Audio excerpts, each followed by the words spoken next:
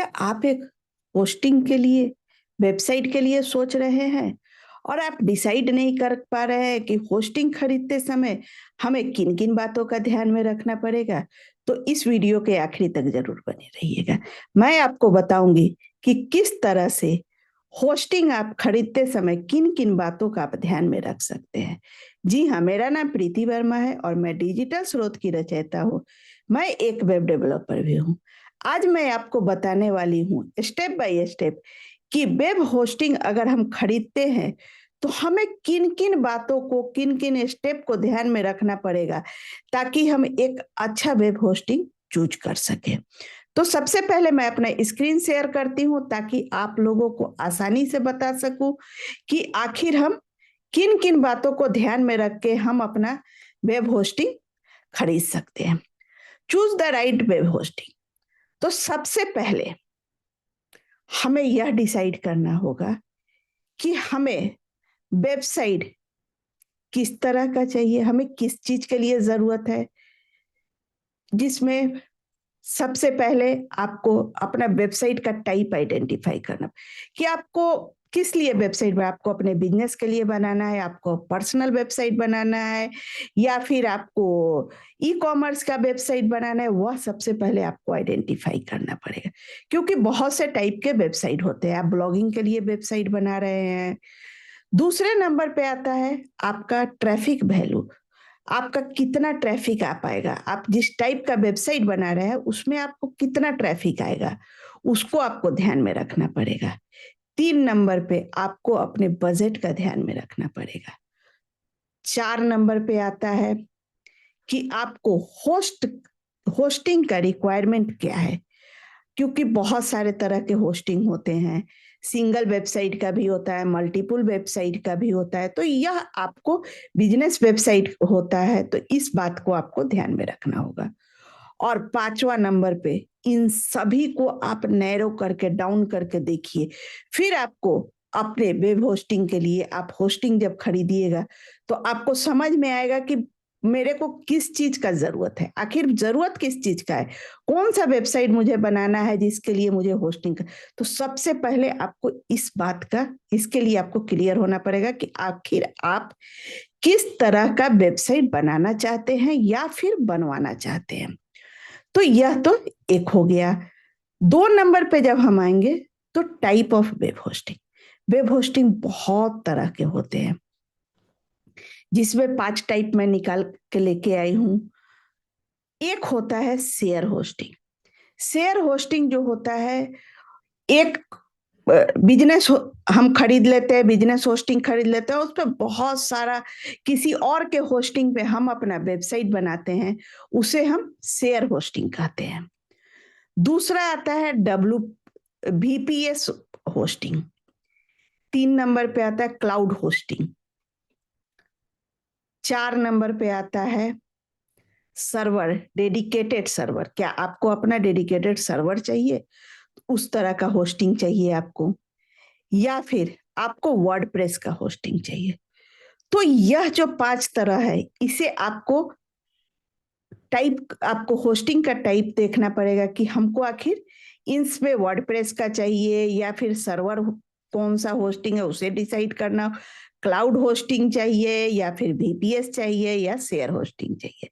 तो इन बातों को आपको ध्यान में रखना पड़ेगा। 3 नंबर पे आता है feature and to look. Feature to look क्या होता है कि आपको उस वेब उस होस्टिंग का परफॉर्मेंस देखना पड़ेगा कि जो हम होस्टिंग ले रहे हैं उसका परफॉर्मेंस कैसा है, सिक्योरिटी क्या दे रहा है वो, उसके बाद से कस्टमर सपोर्ट कितना है,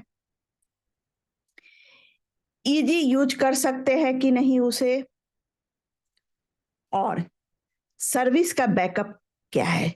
तो इन बातों को आपको ध्यान में रखना पड़ेगा, इन फीचर को आपको ध्यान में रखना पड़ेगा। और फिर जाके आता है 4 नंबर पे आपका कंपेयरिंग। आपको 2-3 तरह के होस्टिंग से कंपेयर करना पड़ेगा कि कौन सा होस्टिंग हमारे लिए सुटेबल है। उसके लिए आपको प्राइस देखना पड़ेगा, क्योंकि होस्टिंग तो बहुत सारे हैं, मार्केट में बहुत सारा होस्टिंग है, लेकिन आपको किस तरह का वेबसाइट चाहिए, आपको प्राइसिंग में आपका क्या आपका स्पेंड कर रहे हैं वो ध्यान में रखना पड़ेगा।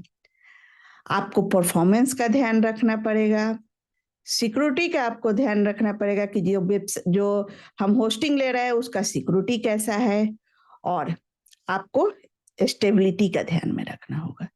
तो इस बातों का आपको कंपेयरिंग करना पड़ेगा, और भी वेबसाइट के होस्टिंग जो देते हैं, होस्टिंग जो प्रोवाइड करते हैं, उनका ये सभी कुछ आपको कंपेयर करना पड़ेगा।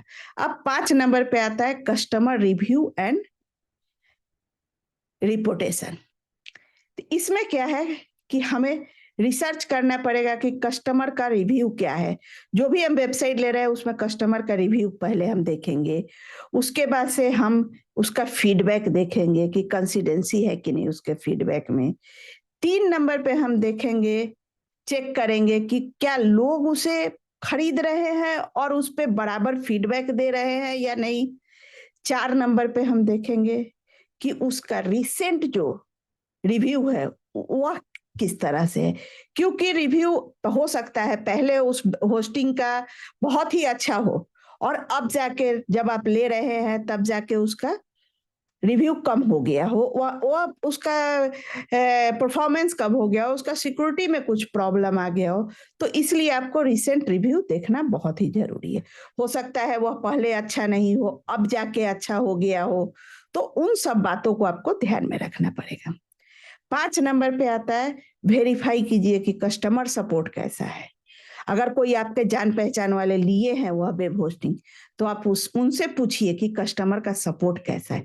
तो यह जो 5 बात है उसे आप जरूर ध्यान में रखिए। अगर एक आप नए होस्टिंग खरीदने जा रहे हैं, आप एक वेब डेवलपर बनने जा रहे हैं, या फिर आप अपने लिए एक वेबसाइट के लिए होस्टिंग परचेज कर रहे हैं, अपने बिजनेस के लिए, पर्सनल के लिए, ब्लॉगिंग के लिए, किसी भी तरह का, तो आपको इन 5 बातों को बहुत ही ध्यान में रख के आपको होस्टिंग परचेज करना पड़ेगा।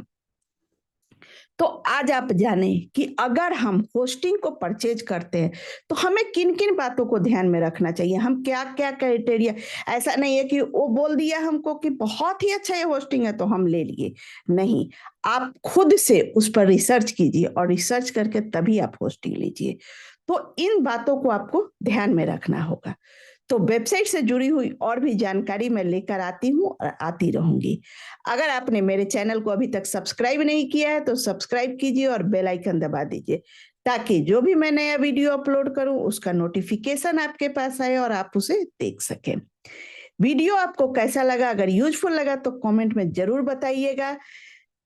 लाइक कीजिए और शेयर कीजिए, ताकि जो लोग इसे नहीं जानते हैं, जो नए हैं, वह भी इसे जान सके और इसका बेनिफिट उठा सके। तो मिलती हूँ आपसे नेक्स्ट वीडियो में, तब तक के लिए बाय, थैंक यू।